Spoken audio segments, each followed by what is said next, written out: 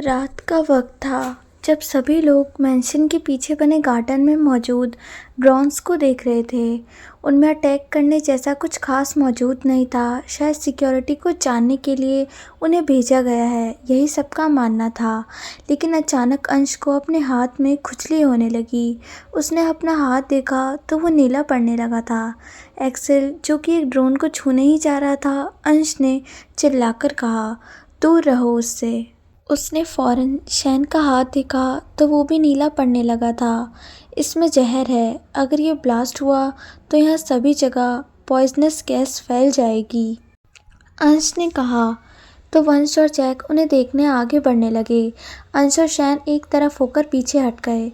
छूने से ही जहर सब में फैल जाएगा, शैन ने जैक की आंखों में देख सख्ती से कहा। सबके माथे पर पसीना उभर आया था। वहाँ खड़े सभी उन ड्रोन से दूर जाकर खड़े हो गए। एक्सेल ने कॉल कर डॉक्टर्स और कुछ लोगों को बुला लिया जो इन ड्रोन्स को यहाँ से ले जाए। जहर हाथ पर फैलने लगा था, जिसका असर उन दोनों की बॉडी पर भी दिखने लगा। सर घूमना और आंखों के सामने अंधेरा छाना शुरू होने लगा। शैन, तुम ठीक तो हो ना? अंश ने कहा, क्योंकि शैन ने वहाँ पर लगी रेलिंग का सहारा लिया था। वो उसे पकड़कर नीचे बैठ गया। उसने बंद होती आंखों से कहा, I am not feeling well, ऐसा लग रहा है वॉमिट हो जाएगी। अंश भी वहीं बैठ गया। उसने कहा, बस कुछ देर और, आंखें बंद मत करना। जैक अंदर से भागते हुए वहाँ आया था और उसके हाथ में पानी की बोतल थी। वो उन दोनों से कुछ दूरी पर ही रुक गया, क्योंकि अंश ने उसे आंखें दिखा दी थी। उनसे कुछ दूरी पर बाकी लोग भी परेशानी से खड़े थे। वंश का चेहरा तो बिल्कुल रोने जैसा हो गया।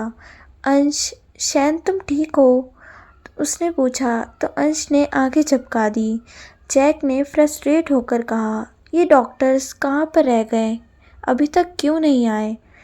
किसे चाहिए डॉक्टर्स? आवाज़ सबके पीछे से आई थी और गार्ड्स अंश और शैन को घेरकर खड़े होने की वजह से पीछे से देखना मुश्किल था वहाँ क्या हो रहा है। वहीं सोनू की आवाज़ सुनकर वंश को ठंडा पसीना आने लगा।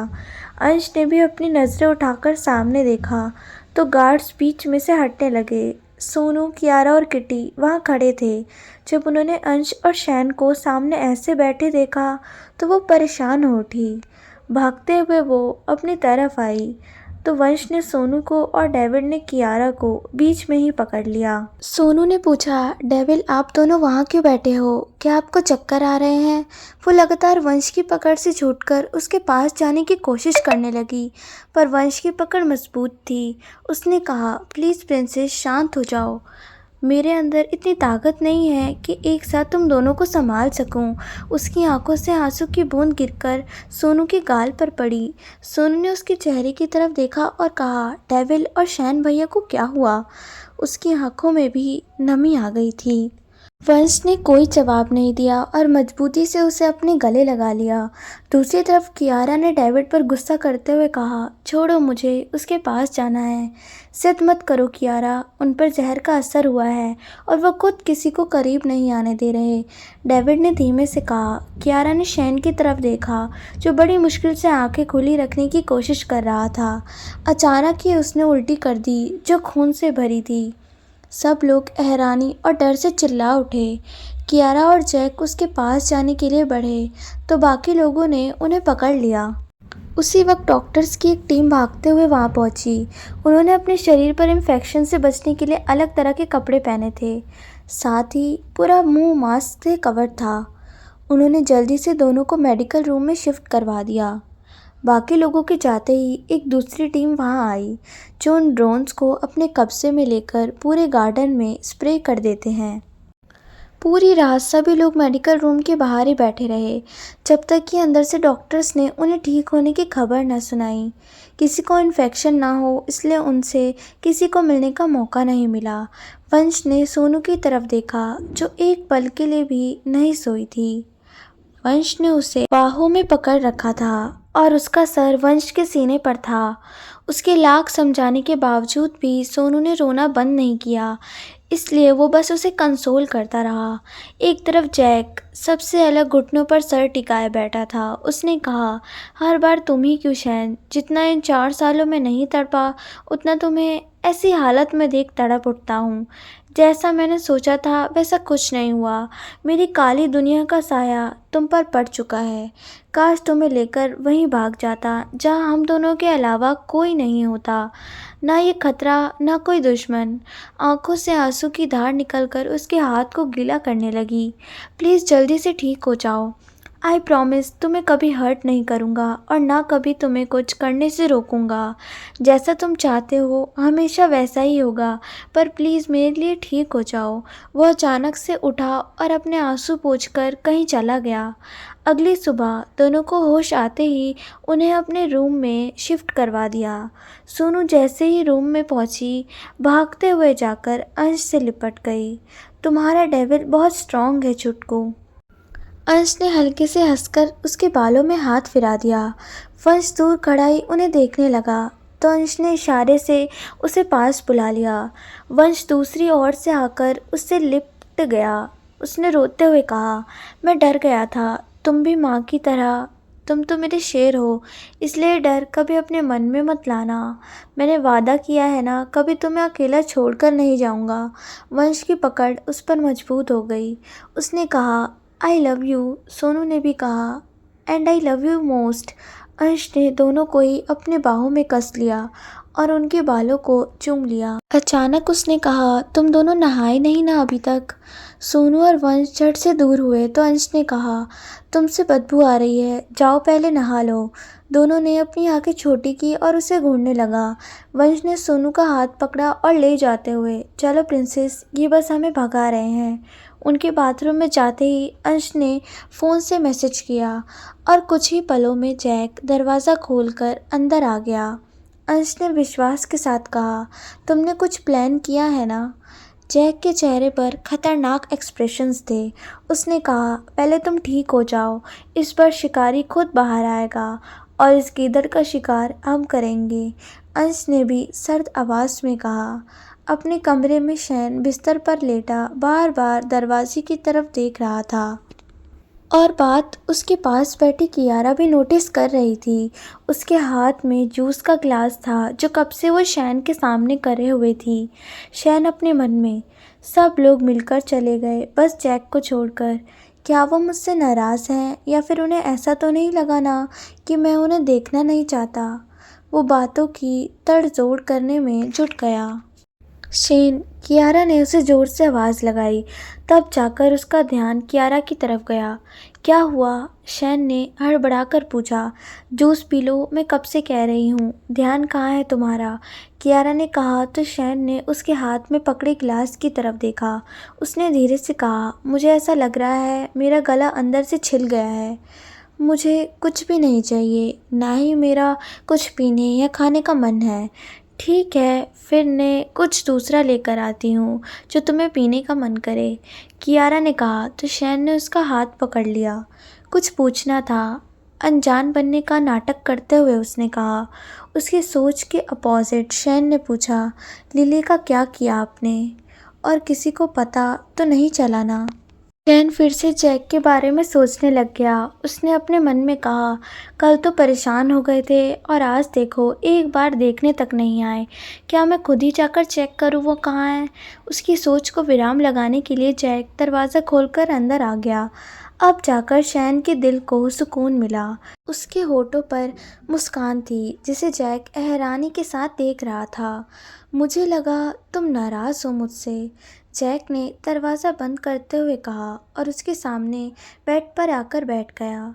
शैन ने पूछा, लिली का क्या किया आपने और किसी को पता तो नहीं चला ना? कियारा का चेहरा सीरियस हो गया। उसने कहा, अब तक तो नहीं, पर कुछ लोग उसके बारे में पूछने ऑफिस आए थे, शायद उसके घर वाले हो। शैन ने गर्दन हिला दी। उसका अच्छे से ख्याल रखना, तब तक वो मर नहीं जाती। शैन की आवाज़ कठोर थी। कियारा के होठों पर तिरछी मुस्कान आ गई। तुम बस आराम करो, उसकी चिंता मुझ पर छोड़ दो, कियारा ने कहा और उठकर कमरे से बाहर चली गई।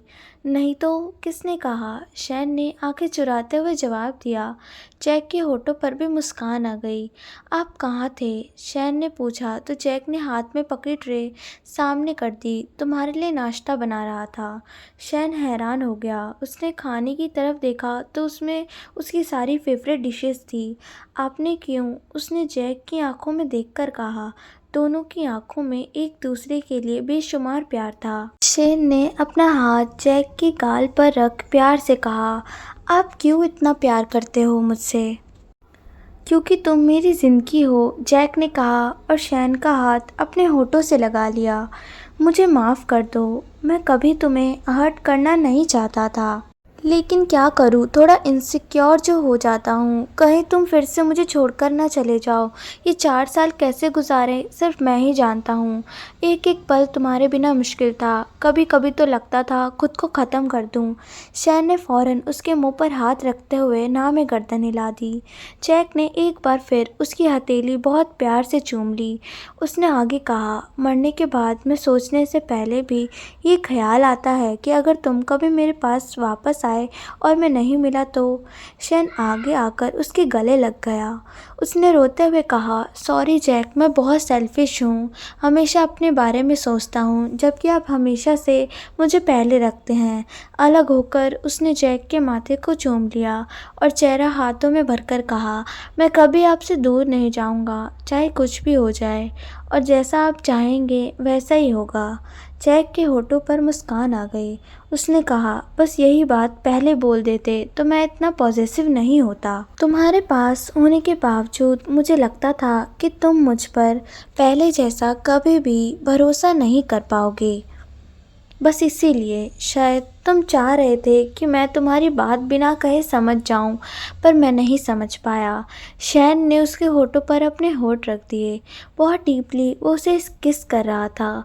उसके अचानक की हरकत से पहले तो जैक हैरान हो गया, पर फिर उसने भी अपनी आंखें बंद कर ली और शैन के बालों में हाथ डालकर उसे किस करने लगा। एक अनजान जगह, अंधेरे कमरे में लिली कुर्सी से बंधी आधी बेहोश में थी। ऊपर कांच के बने रोशनदान से थोड़ा सा उजाला अंदर आ रहा था, जिससे कि रोशनी आ गई।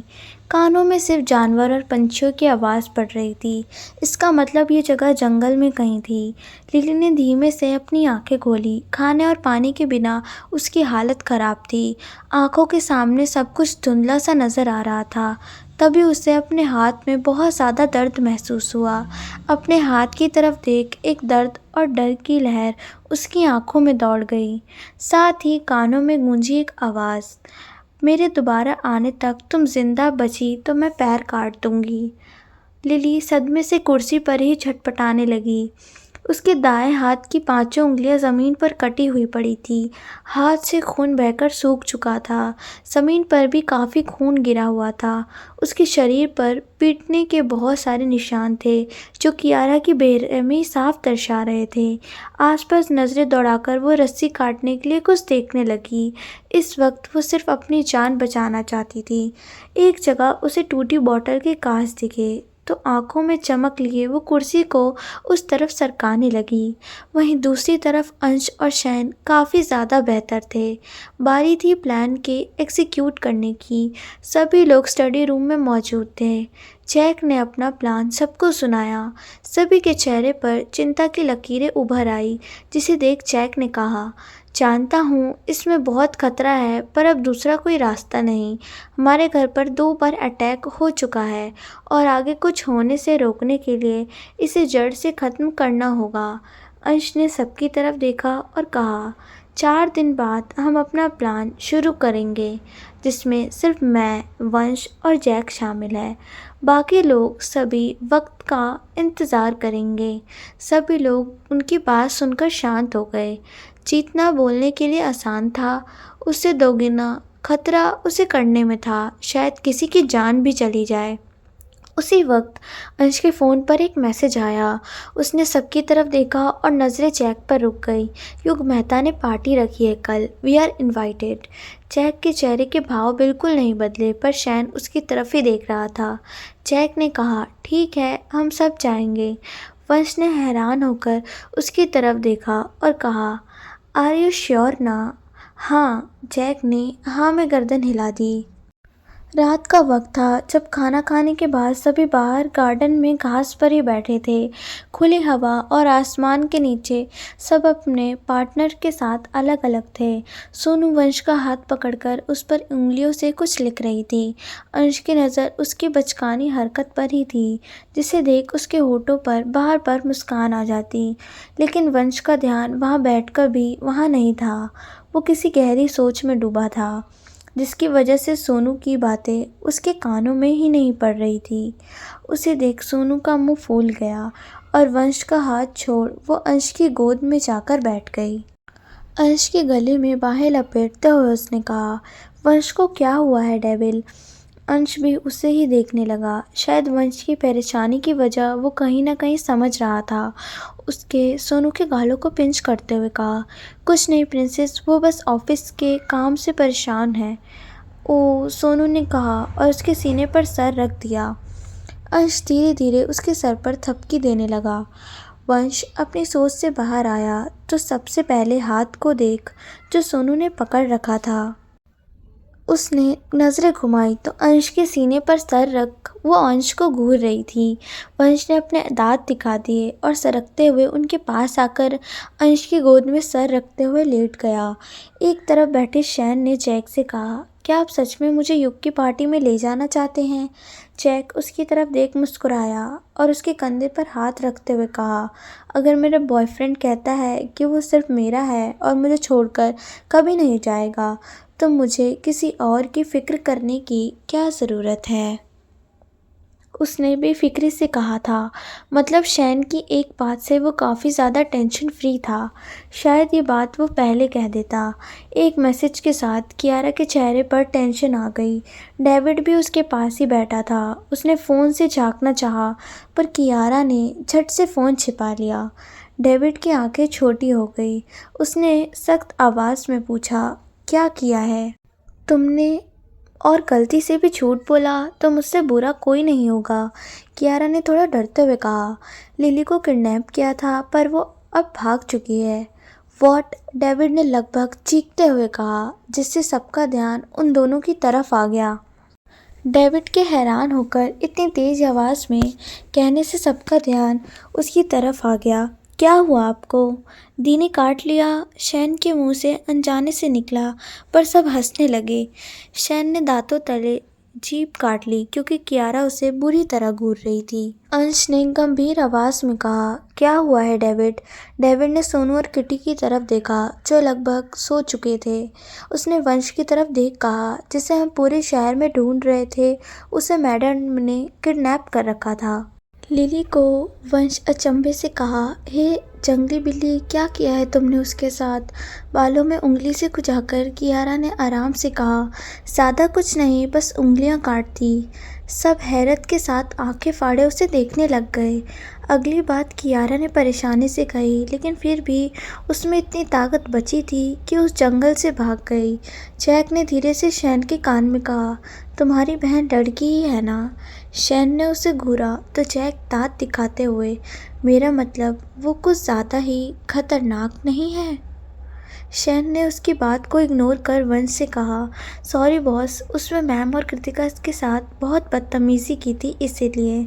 अंश ने आराम से कहा, तो इसमें सॉरी बोलने वाली क्या बात हो गई? अच्छा हुआ तुमने ये काम कियारा से करवाया, अब वो दुबई छोड़कर ही भाग जाएगी। कियारा ने मायूस होकर कहा, लेकिन अभी मुझे उसका पैर काटना था, लेकिन लकीली वो जिंदा वहाँ से भाग पाई। चुप करो मेरी माँ, डेविड ने उसके मुंह पर हाथ लगाते हुए कहा। अंश ने भी सोनू के दोनों कान अपने हाथ के बंद कर रखे थे ताकि वो जाग रही हो तो कुछ सुन ना पाए। वंश तो खुद को हंसने से रोक ही नहीं पाया। कुछ देर वहाँ बैठने के बाद सभी अपने अपने कमरे में चले गए। सोनू को बिस्तर पर लिटाकर अंश बालकनी की तरफ चला गया जहाँ वंश पहले से ही मौजूद था। उसके हाथ में सिगरेट थी जिसे वो चांद की तरफ देख पी रहा था।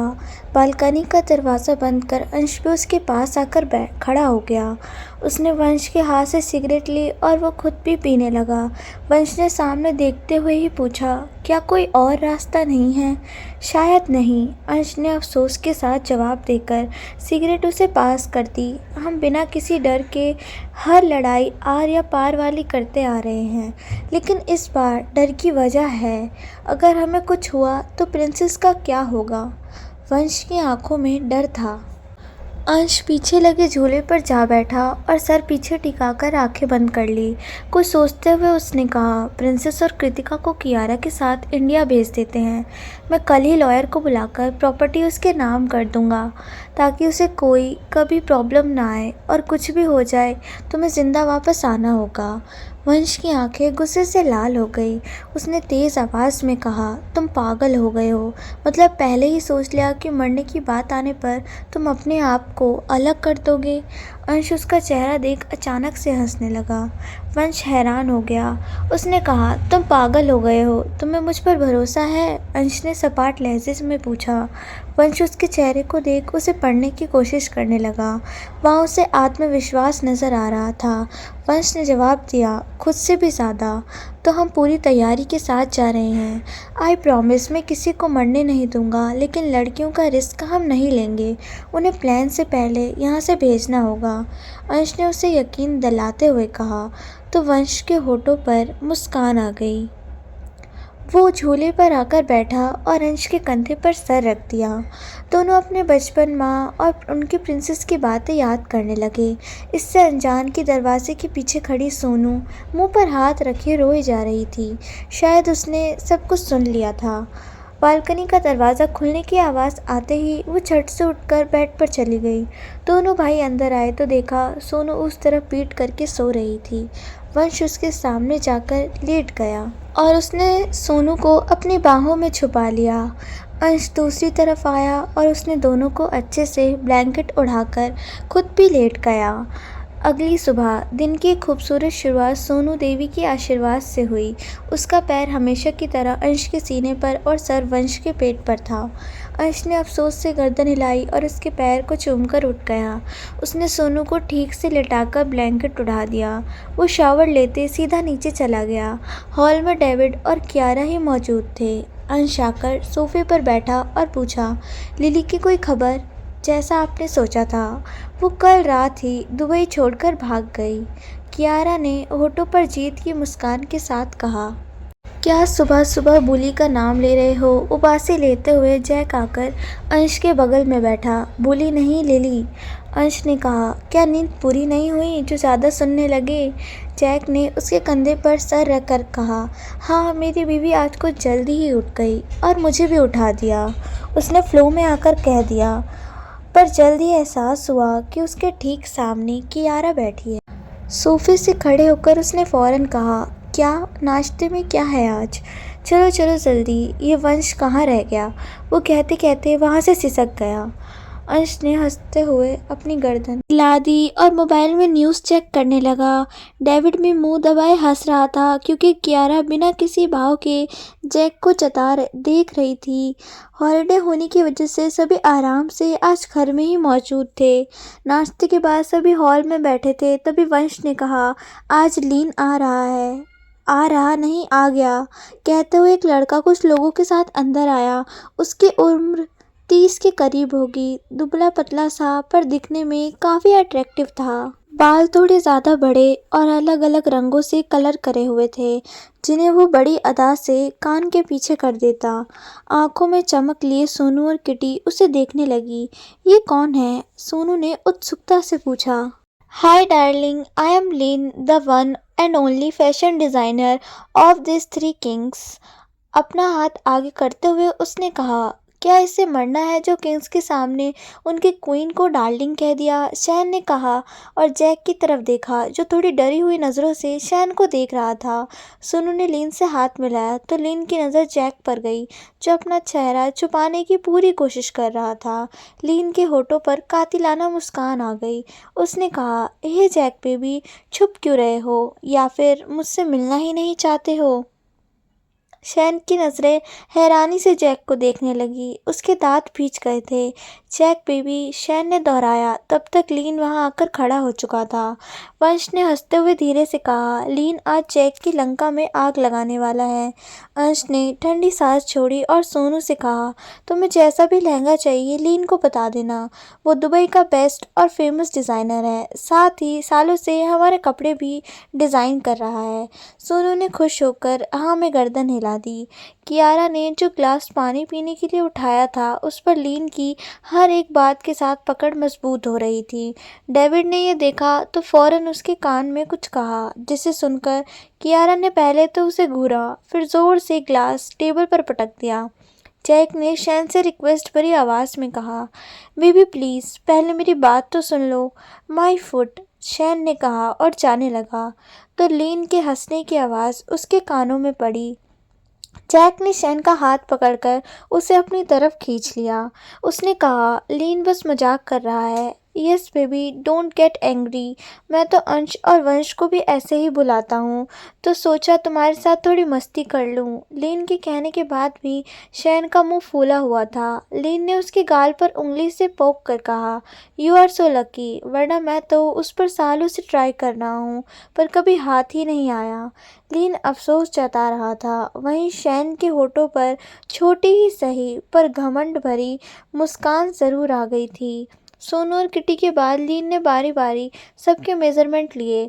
जब जैक की बारी आई तो उसने धीरे से कहा, मेरे मेजरमेंट तुम शैन से पूछ लो, ही नोज एवरीथिंग। लीन ने ब्लश करते हुए कहा तो शैन ने जैक के पेट में मुक्का मार दिया। बेशरम आदमी, उसने जैक को घूरते हुए कहा। सबके मेजरमेंट होने के बाद वंश ने कहा, कब तक रेडी होंगे? उफ वंश बेबी, तुम इतने बेसब्र क्यों हो रहे हो हर काम में? लीन के कहते ही वंश के चेहरे पर शर्म के मारे लाल हो गए थे। यकीनन उसने लीन की बात के दो मतलब निकाले थे, क्योंकि लीन कोई भी बात सीधे मतलब वाली नहीं कहता था। अच्छा नाराज मत हो, तुम कहो तो कल ही रेडी करवा दूं, लेकिन फिर भी एक हफ्ता तो लग ही जाएगा। लीन ने आगे कहा, एक हफ्ता भी ज़्यादा है, लेकिन कोई बात नहीं, मैं इतना वेट तो कर ही लूँगा। हाथों को मोड़कर वंश ने आराम से कहा, शायद तब तक सभी प्रॉब्लम खत्म हो चुकी होंगी। अपने मन में कहकर अंश ने सोनू के गले में बाहें डाल दी। वो लोग बहुत देर तक डिज़ाइंस के बारे में डिस्कस करते रहे। रात का वक्त दुबई के सबसे बड़े होटल में वो शानदार पार्टी रखी गई थी। वहाँ के मशहूर और नामी बिजनेसमैन पार्टी में पहले से ही मौजूद थे।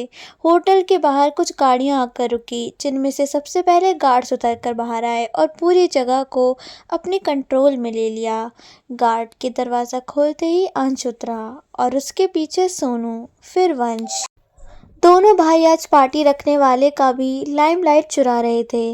दोनों ब्लैक कलर के सूट में थे, जिनमें मैचिंग रंग का लॉन्ग वन पीस सोनू ने पहना था।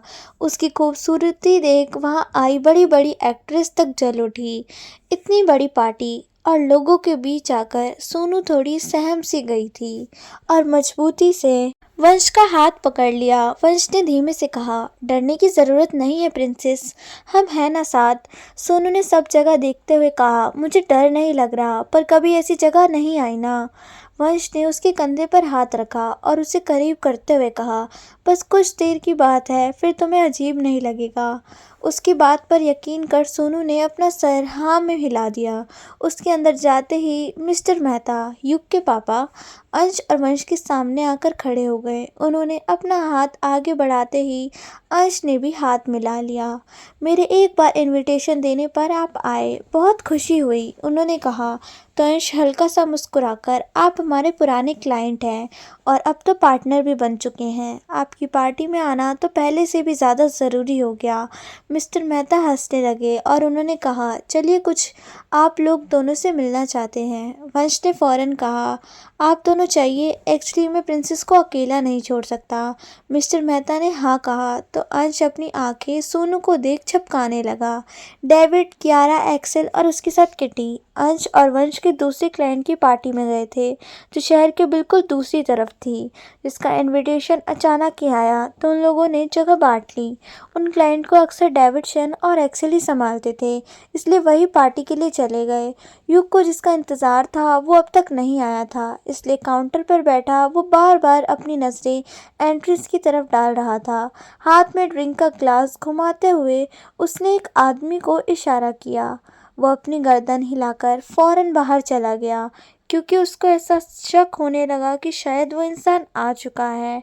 वंश सोनू को लेकर एक टेबल पर चला गया और उनके बैठते ही कुछ लड़कियां जो शायद मॉडल थी फौरन उस तरफ बढ़ गईं। वंश सर, क्या हम यहाँ बैठ जाएं? एक लड़की ने बहुत ही पोलाइटली पूछा। तो वंश और सोनू दोनों उनकी तरफ देखने लगे। वंश ने धीरे से कहा, प्रिंसेस, मैं इन्हें सच में नहीं जानता। सोनू ने कुछ नहीं कहा तो लड़की ने दोबारा कहा, वंश सर। वंश कुछ कहता उतने में सोनू मुस्कुराकर, प्लीज़ बैठ जाइए, सोनू की तरफ देख उस लड़की ने स्माइल पास की और आकर उसके पास बैठ गई। आई दो लड़कियां भी बैठीं। मेरा नाम रिचल है, उसने कहा। शायद आप मुझे नहीं जानते, पर जब मैं आपने इंटरमीडिएट इंडस्ट्री में इन्वेस्ट किया था उस वक्त सेट पर लोग मेरे साथ काफ़ी बदतमीज़ी करते थे। एक दिन आप आए थे, उस वक्त भी मेरे साथ कुछ ऐसा ही हो रहा था। तब आपने जो किया और कहा, तब से मैं आपकी बहुत शुक्रगुजार हूँ। आपने उन्हें जो सज़ा दी उसके बाद वहाँ पर लोग सभी मॉडल्स के साथ काफ़ी इज्जत से पेश आने लगे और आज मैं उस इंडस्ट्री में टिक पाई, तो इसका सारा क्रेडिट आपको जाता है। वंश हैरान रह गया, उसे तो ये बात याद ही नहीं थी। उसने कहा, ओ इट्स ओके, मुझे महान बनाने की ज़रूरत नहीं है, ये काम हर आदमी को करनी चाहिए। सोनू उनकी बातें सुनकर काफ़ी खुश हुई और उसे गर्व हो रहा था अपने प्रिंस पर, जो उसकी माँ की दी हुई सीख को आज भी नहीं भूला था। उसने मुस्कुराते हुए वंश का हाथ पकड़ लिया तो वो उसकी तरफ देखने लगा। रिचल और उसके दोस्त ने भी उनके हाथ पकड़े देखा तो कहा, आपकी गर्लफ्रेंड बहुत खूबसूरत है। सोनू शर्माने लगी तो वंश ने उसके कंधे पर अपना हाथ रखा। उन सबके वहां आकर बैठने और बातें करने से सोनू भी उस माहौल में घुल गई। वो भी हंसते हुए उनसे बातें करने लगी। दूर लोगों के बीच खड़े अंश ने जब ये नोटिस किया तो वो भी सुकून के साथ उसे देखने लगा। उसी होटल के पिछले दरवाजे से एक मास्क पहनी लड़की एंटर हुई। लिफ्ट लेकर वो सीधे तीसरे माले पर गई और कांच में से नीचे देखने लगी, जहाँ वंश और सोनू हंसते हुए बातें कर रहे थे। कांच पर अपना हाथ पटककर उस लड़की ने कहा, वंश चौहान, तुम्हारी इसी हंसी से मुझे चुभ रही है, और ख़ासकर ये लड़की जो तुम्हारे खुश होने की वजह है। बस कुछ देर और, ये वजह हमेशा के लिए दूसरी दुनिया में पहुंचा दूंगी, फिर तुम भी चले जाना उसके पीछे। वो शैतानी हंसी हंसते हुए मुट्ठी से कांच पर मारने लगी, जैसे सोनू को ही मार रही हो। उतने में किसी ने उसका हाथ पकड़ लिया। उसने काले कपड़ों से खुद को कवर कर रखा था और हाथ में भी काले मोजे थे। शांत रहो, अपना गुस्सा सही वक्त के लिए बचा कर रखो, उस लड़की ने कहा और पहली वाली लड़की का हाथ छोड़ दिया। होटल के बाहर जैक के उतरते ही शैन उसके पीछे बाहर आया। उसने जैक के कोट का बाजू खींचते हुए कहा, जाना ज़रूरी है क्या? जैक ने उसे आगे खींचकर उसका हाथ पकड़ लिया। बहुत ज़रूरी है, उसे भी पता चले तुम आखिरकार मेरी ही हो। वो शैन को पकड़कर अंदर ले गया। उनके अंदर जाते ही वही आदमी उनके सामने आकर खड़ा हुआ जिसे युग ने इशारा किया था। उसने कहा, शैन सर, बॉस आपका इंतज़ार कर रहे थे। जैक की आंखें ठंडी पड़ गई और उसकी पकड़ शैन के हाथ पर कस गई। उस आदमी ने कहा, चलिए। जैक ने उसकी बात को रोकते हुए कहा, अपने बॉस से कहो शैन उसके बाप का नौकर नहीं है, आकर खुद मिले। वो आदमी कुछ भी जवाब दे पाता उतने से उसके पीछे से आवाज़ आई, जो कि युग की थी। रात का वक्त होटल में जैक और शैन के सामने युग आकर खड़ा था, जिनकी नज़रें सिर्फ शैन पर थी। अपना हाथ आगे बढ़ाकर उसने कहा, गुड टू सी यू शैन। शैन ने अपना हाथ नहीं बढ़ाया, बल्कि जैक ने उसका हाथ पकड़ा, वो भी काफ़ी मजबूती से। आंखों ही आंखों में दोनों के बीच जंग छिड़ी हुई थी, जिसे देखकर शैन ने थूक निगल लिया। इधर-उधर देखते हुए उसने कहा, क्या आप दोनों का हो गया? जैक का हाथ छोड़ युग ने झट से कहा, हाँ बिल्कुल, चलो तुम्हें अपनी फैमिली से मिलाता हूँ। वो अपनी फैमिली के साथ खड़ा हुआ, जिसके साथ उसे अपनी पूरी जिंदगी गुजारनी है। कुछ लोगों की नज़रें अपने ऊपर महसूस कर शैन ने कहा, क्या हम लोग साइड में जाकर बात कर सकते हैं प्लीज़? युग के असिस्टेंट ने कहा, यस प्लीज़, आप लोग आइए। होटल के स्टाफ एरिया में दो लड़कियां वेट्रेस के कपड़े पहनकर बिल्कुल तैयार थी। बाकी सबकी तरह ड्रेस कोड में ब्लैक स्कर्ट के ऊपर सफ़ेद शर्ट और आंखों पर मास्क लगाए दोनों ही बाकी लोगों में शामिल होकर पार्टी के अंदर दाखिल हुई। उनके हाथ में ड्रिंक्स के ग्लासेस थे, पर नज़रें बस एक तरफ बैठे सोनू और वंश पर ही थे। वहां से निकलते हुए अचानक शैन का धक्का उनमें से एक वेट्रेस को लगा, जिसकी वजह से उसका ट्रे गिरने को हुआ, पर शैन ने फौरन उसे पकड़ लिया। संभाल कर, शैन ने कहा, पर लड़की डरकर बालों से चेहरा छिपाते हुए आगे निकल गई। शैन उसी तरफ देखता रहा जो जैक ने कहा, बेबी चलो ना। हाँ, वो कहते हुए उसने एक बार उस दिशा में देखा जहाँ वो लड़की भीड़ में कहीं गायब हो गई थी। जैक ने उसका हाथ पकड़ा और उसे लिफ्ट की तरफ ले गया। सबसे बात कर अंश सोनू और वंश की तरफ बढ़ गया, जहां अब सिर्फ वही दोनों बैठे थे। सोनू बोर होकर उबासियां लेने लगी थी, जिसे देख वंश बस हंसे जा रहा था। सोनू ने चिढ़कर कहा, अब क्यों हंस रहे हैं वंश? ओह माय क्वीन, एक वक्त ऐसा आएगा जब तुम्हें इन पार्टीज की आदत लग जाएगी। तब कोई तुम्हें कितना भी रोक ले, तुम पार्टी से जाने की कभी मना नहीं करोगी। उस वक्त मुझे ये दिन ज़रूर याद आएगा, वंश ने कहा। तो सोनू ने मुंह बना लिया। अंश भी उतने में आकर वहां पर बैठ गया। क्या हो गया मेरे चुटकू को? अंश ने पूछा। तो सोनू छोटा सा चेहरा कर, आपने किटी और कियारा को क्यों अलग जगह भेज दिया? अंश ने उसके सर पर हाथ रखा।